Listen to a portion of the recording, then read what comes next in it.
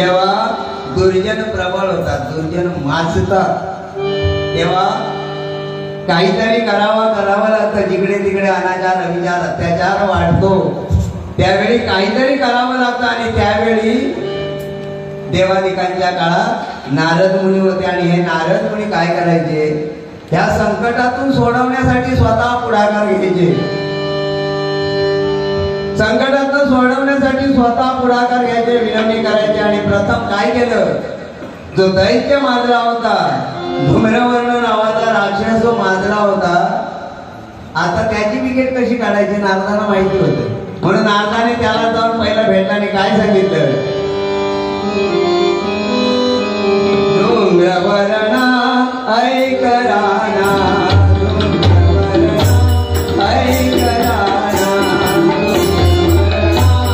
ऐक राणा, ऐक राणा, सद्गुणी एक ललना, सद्गुणी एक ललना,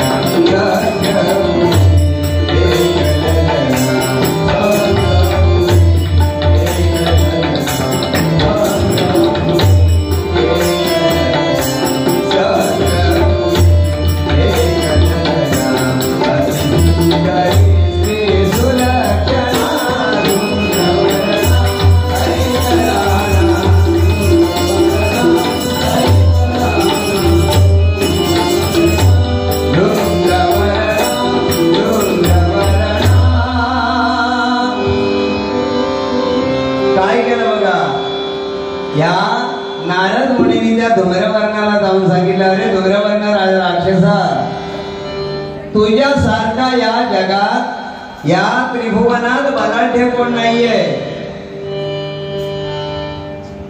या पृथ्वी तलावर एक ललना म्हणजे अतिशय सुंदर मुलगी, तिला उपमाच नाही एवढी सुंदर ललना मुलगी आहे.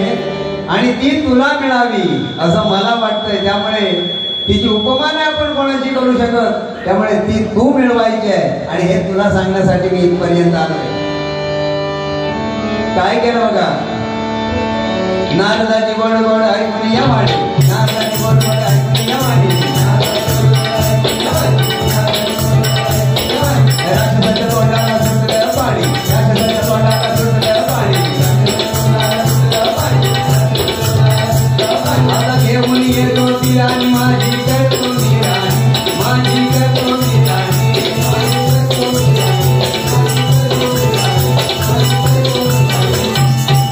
काय केलं, नारद मुनींचं एवढं वाक्य ऐकल्याबरोबर त्या राक्षसाचं काय विचारताय, त्याच्या तोंडाला पाणी सुटलं नुसतं. पण नारदाने काय सांगितलं, अरे बाबा, अविचारे आणशील तुला तर भट्टाला का तुझ्या कीर्तीला. आता काय पळवून आणायचं झालं, अविचारे आणशील तर भट्टाला का तुझ्या कीर्तीला. अरे मागून जर आणशील दिला तर भिकमागे म्हणतील तुला.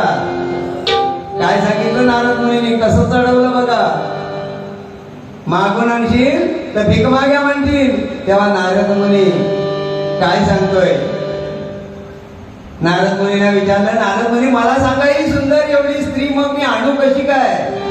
तेव्हा नारदाने काय सांगितलं, तो काय सांगतोय, मला बाकी काही नको, फक्त ती मुलगी पाहिजे, पण आणायची कशी. तो काय म्हणतोय,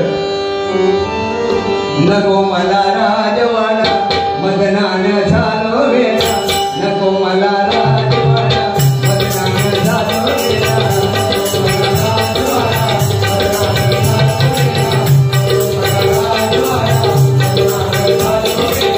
सांगा उपाय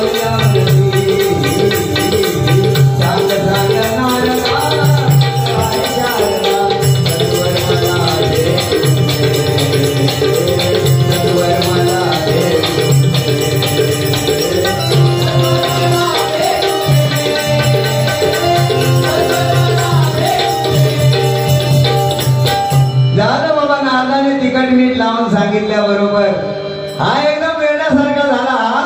धूम्रवर्ण राक्षस एकदम वेड्यासारखा झाला. आणि त्याला असं वाटलं कधी एकदा मला ही सुंदर स्त्री भेटते. ध्यास लागला हा पुरा नारदाच्या अधीन गेल्याबरोबर. हा नारदाच्या अधीन गेल्याबरोबर हा नारद आता काय सांगतोय,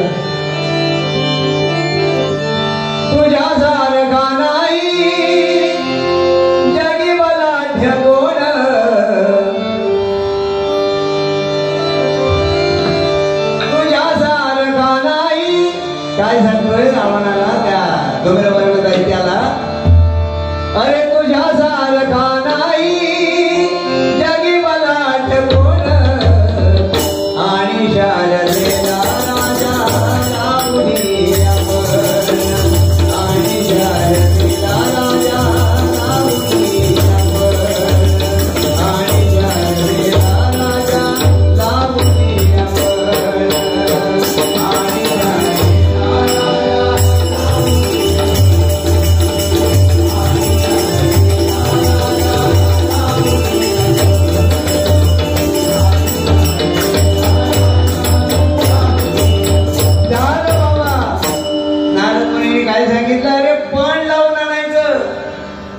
पळवून नाही आणायचं, मागून नाही आणायचं, आणायचं कसं पण लावायचा पण, आणि पणामध्ये जो जिंकेल त्याची ती राजकन्या होणार. काय सांगितलं, आता पणाची सिद्धता करायची कशी करायची, पण कसा करायचा, पणाची सिद्धता कशी करायची, पणाची पूर्तता कशी करायची, हे सगळं नारदाने त्या दैत्याला पडवून सांगितलं. आता दैत्यच तो त्याचा वार्ता मधला रिकामा. नारद जे काय सांगत होता सगळं ऐकत होता. त्याला वाटलं की आपण म्हणतो तेच खरं आहे.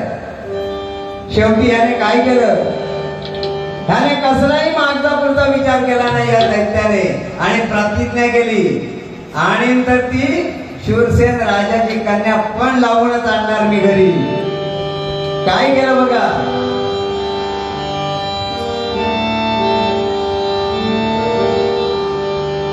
सगळं सैन्य घेतलं, सगळं सैन्य घेतलं. या दैत्याने सगळं सैन्य आपल्या बरोबर घेतलं आणि निघाला एवढा लवाजमा घेऊन. कसा करीत निघाली सेना,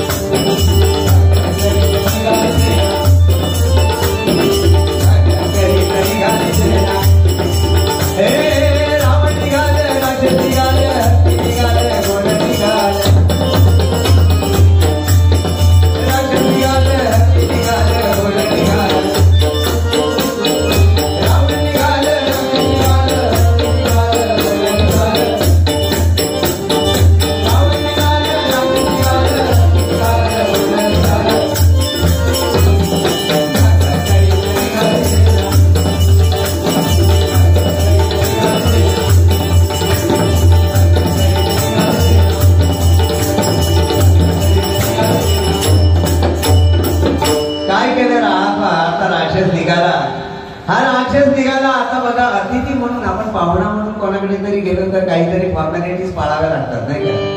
पण हा दैत्य आता वरता मधला रिकामा, हा कसला फॉर्मॅलिटीज पाळणार. हा दैत्य धूळ उडवत निघाला. आधी त्याला कोणी बोलावलं नव्हतं, पण शेवटी काही दैत्य राक्षसच ना. त्याला पण लावून ती राजकन्या आणायची आपल्याकडे. हा हत्ती घोडे एवढा 10,000 सैन्य सगळं घेऊन हा निघाला धूळ उडवत, कोणाचा विचार नाही. आणि तिकडे जाऊन त्याने अगणित सैन्य घेऊन गेला आणि रणशिंग फुंकलं. रणशिंग फुंकलं. शूरसेन राजाने बघितलं काहीतरी उसळत येत आहे खरं आपल्या अंगावर. राजा देखील तयार झाला, पण खूप लांबून त्यांना पांढरा झेंडा दिसला. काय, खूप लांबून पांढरा झेंडा दिसला. पांढरा झेंडा म्हणजे शांततेचं प्रतीक नाही का. आता वैजनाथ मी पांढरी टोपी का घालतो, शांततेचं प्रतीक. माझ्या टोपीकडे बघितल्यानंतर समोरच्याने समजा हा माणूस शांत आहे. जेव्हा टोपी घालत नव्हतं त्यावेळी ती गोष्ट वेगळी. हे शांततेचं प्रतीक आहे. पांढरा झेंडा दिसल्याबरोबर शूरसेन राजाने विचार केला की आता बाण सोडायची काही गरज नाही, कारण शांततेचं प्रतीक समोर दिसलंय. धूम्रवर्ण राक्षस गेला. आता रामराम बाकी काही नाही. हा पुढ्यात गेल्यावर नमस्कार रामराम काही केलं नाही. नारदाने पढवल्याप्रमाणे, नारद मुनींनी पढवल्याप्रमाणे या दैत्याने काय केलं, तिथे गेला आणि काय सांगितलं, तव कन्याई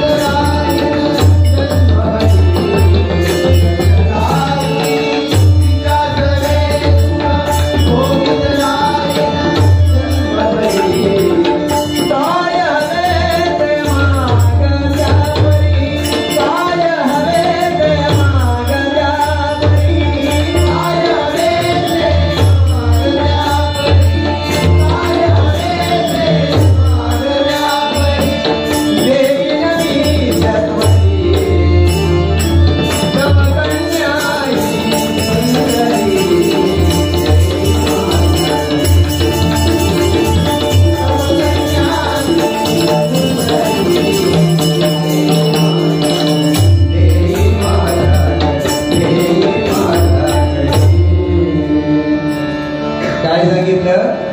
तुझी कन्या जी सुंदर मुलगी आहे ती माझ्या बरोबर पाठवून दे, मी तिच्या बरोबर लग्न लावणार आणि अगदी राणीसारखी तिला ठेवणार. बाप आहे तो मुलीचा, काय वाटलं असेल त्याच्या जीवाला.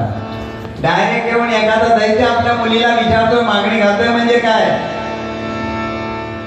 त्याने काय केलं सांगितलं, मी वचनबद्ध झालोय, मी माझा ठराव केला. पण काय सांगितलं बघा, मी झालो या नराधमाच्या हातात देण्यापेक्षा शूरसेन राजाने काय सांगितलं, मी वचनबद्ध झालोय. काय सांगितलं बघा, मी झालो अंकित माघवा.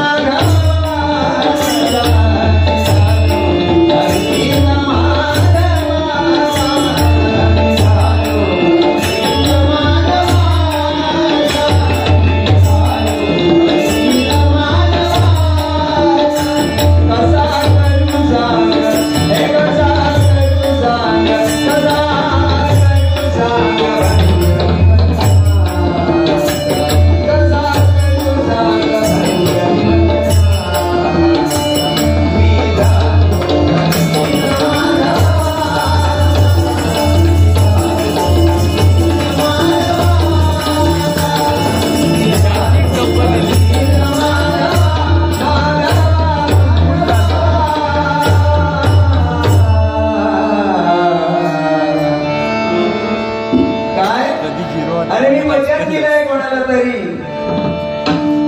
आता मी ते वचन माझं मोडू कसं. तेव्हा हा दैत्य काय सांगतोय, अरे राजा कन्या तुझी खरं आहे, मान्य आहे मला, कन्या तुझी आहे, मुलगी तुझी आहे, आपल्याला मान्य आहे. पण तुला वचन मोडायला तरी कोण सांगतोय. मुलगी तुझी आहे, मुलीचं तू नक्की ठरवणार 100% आपल्याला माहिती आहे. पण तू दिलेलं वचन तुला मोडायला कोण सांगतोय. तू एक काम कर, आपण तुझ्या मुलीचं स्वयंवर मांडायचं. काय आपण मुलीचं स्वयंवर मांडण्यासाठी मुलगी कोणाची स्वयंवर मांडतोय कोण, काय चाललंय विचार करा. आपण तुझ्या मुलीचं स्वयंवर मांडायचं हा सजेशन देतोय. काय सांगतोय शूरसेन राजा, अरे पण कसा करायचा तोय. काय सांगितलं शूरसेन राजाला, अरे पण कसा करायचा तोय. आता पणाची सिद्धता कशा पद्धतीत करायची हा दैत्य सांगतोय. नारदाने पडवलेला आहे ना, नारदाने सांगितलंय. नाशाचं कारण त्या दैत्याच्या नारदाने सांगितलं आणि तो नारदाचं सांगितलेलं सगळं शूरसेन राजाला सांगतोय. काय सहस्त्रपुरी पासून दश योजन, सहस्त्रपुरी पासून दश योजन, पश्चिमे सदे सुरम्य वन, पश्चिमे सदे सुरम्य वन, तया ठाई यंत्र दाऊन, तया ठाई यंत्र दाऊन, सिद्धता केली पणा, सिद्धता केली पणा, लोह शूळ निर्मिलाती कृती, लोह शूळ निर्मिलाती कृती, शतशूळ रोविले तया भोवती, शतशूळ रोविले तया भोवती, गोलाकार सर्वही दिसती, गोलाकार सर्वही दिसती, भय वाटे देखता, भय वाटे देखता, भय वाटे देखता, देखता. शुळाजाग्रावरी, शुळाजाग्रावरी, शुळाजाग्रावरी, शुळाजाग्रावरी, दशसहस्र राक्षस तयावरी, दशसहस्र राक्षस तयावरी, लंबिका त्यात सुरी, रावण तयांचे रक्षण करी. ऐसी करुणीपणाची सिद्धता पणासी पाचारण केले शूरवीरासी. मग देशोदेशिते देवनी राजे आले स्वयंवराने.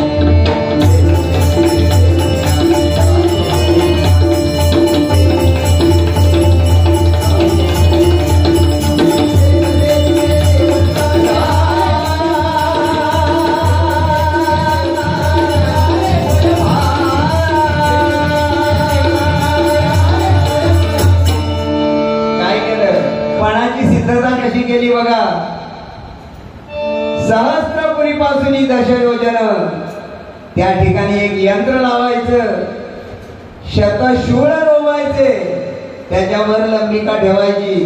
असं सगळं त्या आग्रावर दशसहस्त्र राक्षस सुळाच्या टोकावर, म्हणजे बघा सूळ केवढा असेल तो. आता एवढं सगळं केल्याबरोबर त्याने काय केलं बघा. असंख्य योगेश्वर आले,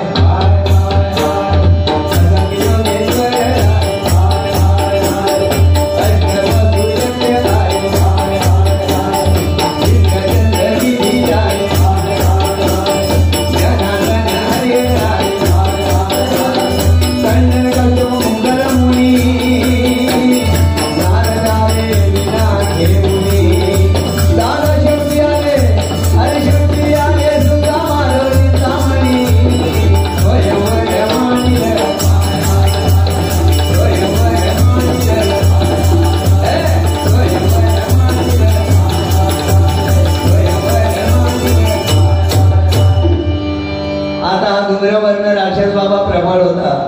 त्याच्या इच्छेविरुद्ध आपण वागलो तर आपलाच गेम करून टाकायचा. काय केलं त्याने.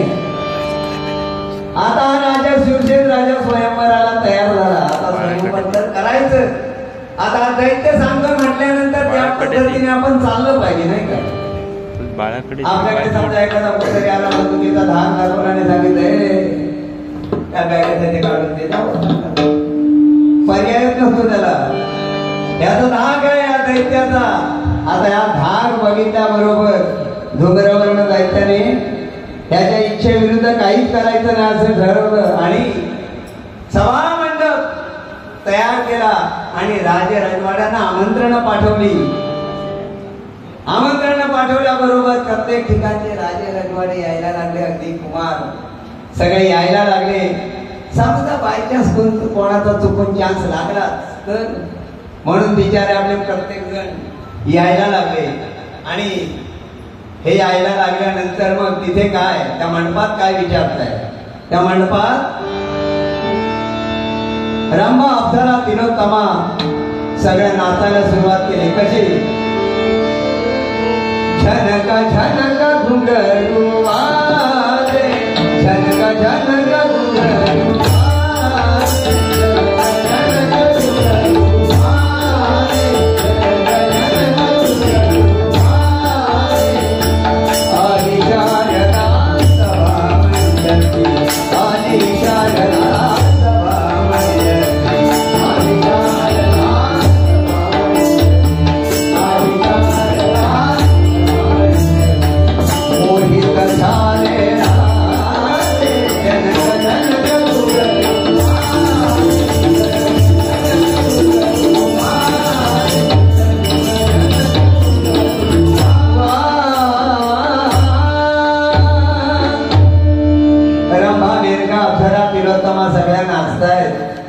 यक्ष गंधर्व किन्नर गातायत आणि त्यावेळेला हे सगळे जमा झाले.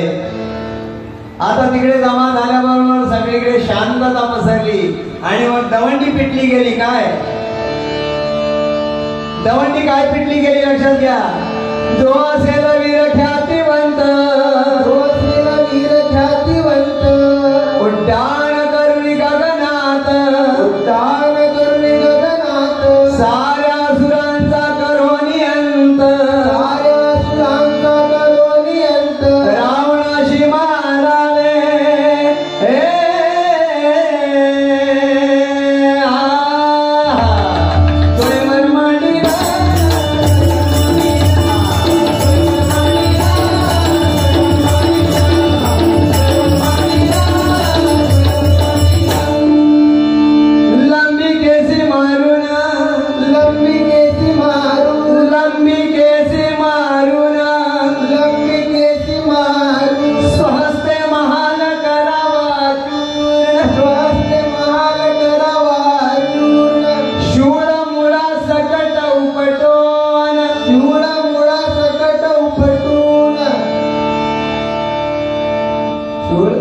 मुळा सकट काढायचं. शूळ मुळा सकट उपटून, शूळ मुळा सकट उपटून, शतखंडे करावी.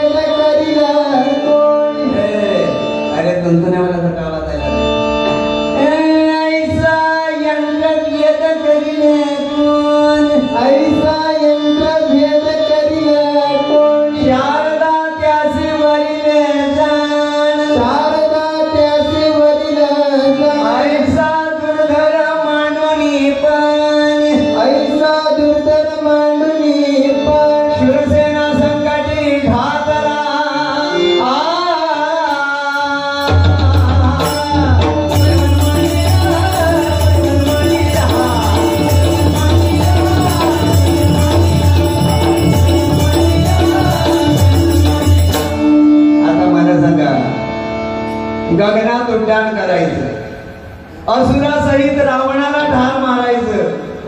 आता लंबिकेला, लंबिका म्हणजे कोण? लंबिका म्हणजे त्या धूम्रवर्ण राक्षसाची रखेल. त्या लंबिकेला मारायचं, पाडायचं खाली. शूळ लावलेला होता तो मुळासकट उपटायचा. आता हे सगळं केलं तर ती शारदा गळ्यात माळ घालणार आहे, नाहीतर काय बघायला नको. विचार केला प्रत्येकाने, कोणी उठायला तयार नाही.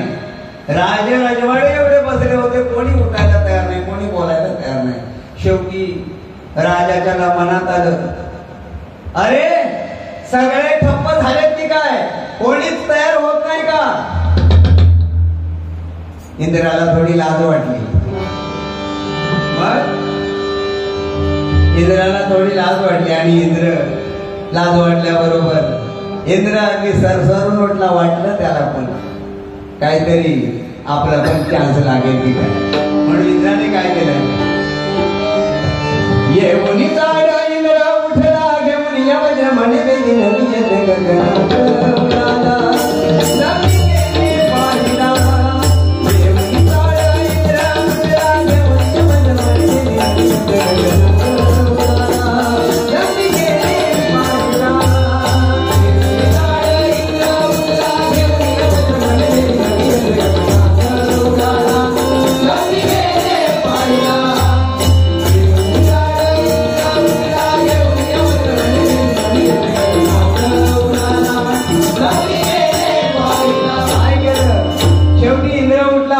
आणि इंद्र उठला आणि निघाला. पण इंद्राने काय केलं बघा, त्या इंद्राने त्या लंबिकेला मारलं. लंबिकेवर अगदी डोळा फोडला त्या लंबिकेचा, तिला खाली पाडलं. आणि मग काय केलं बघा,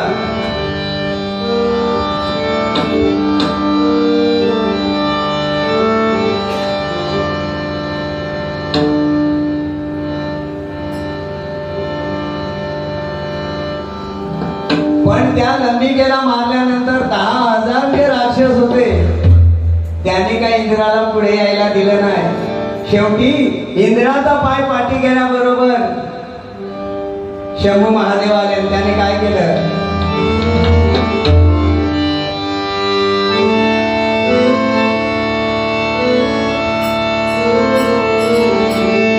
मग आले उमावर, मग आले उमावर,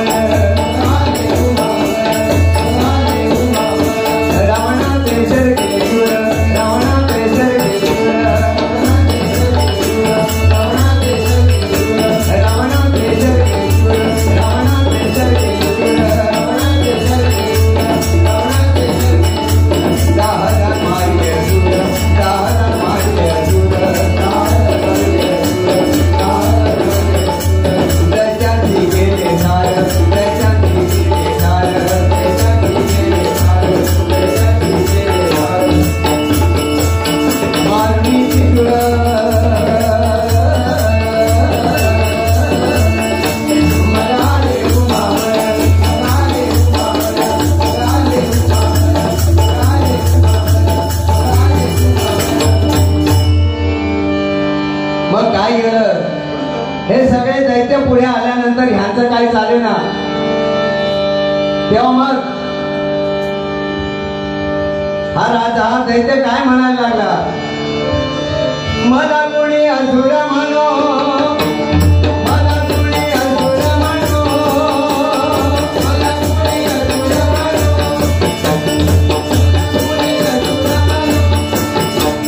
मला कोणी दैत्य म्हणो.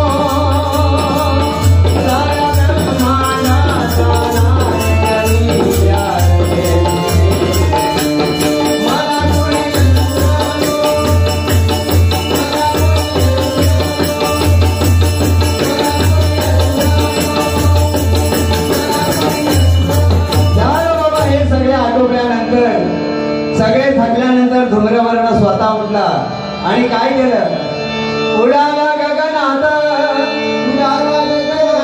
लंबिकेचा केला अंत, लंबिकेचा केला अंत. गोलाकार महाल फिरत, गोलाकार महाल फिरत, टाकला चुरगळून अक्ष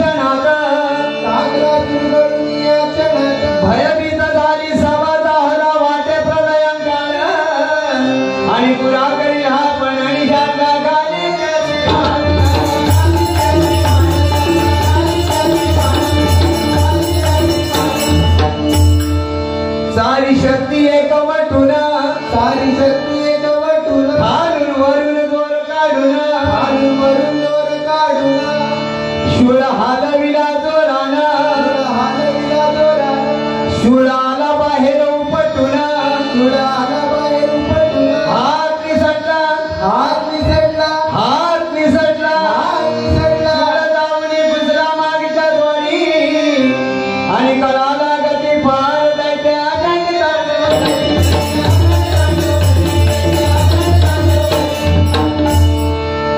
सुरासुरी लाविती दोर सुरासुर लाविती जोर सुरासुरी लाविती दोर सुरासुर लाविती जोर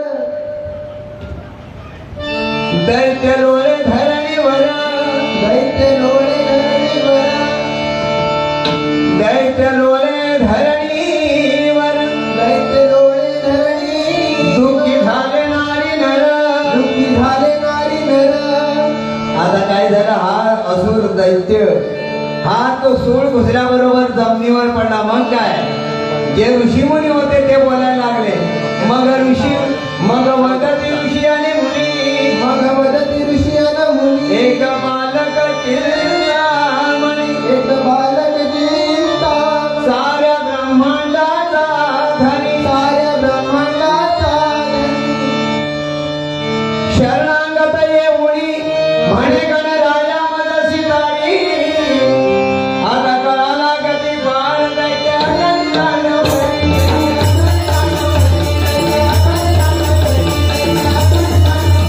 झालं बाबा या दैत्याच्या मागच्या बाजून तो सूळ घुसल्याबरोबर हा दैत्य ओरडायला लागला शेवटी विनवणी केली गणरायाची गणपती गजाननाची विनवणी केली आणि गणपती गजानन आले आले गणपती लावला दोन आले गणपती लावला दोन आले गणपती लावला दोन फुलं उठली काढला बाहेर फुलं उठली काढला बाहेर हात बसले बाहेर निघाला हात बसले बाहेर निघाला आंधळा बसला बाहेर निघाला आंधळा बसला बाहेर निघाला दैत्य झाला कलाचा पंचरामाने काढल्या बाहेर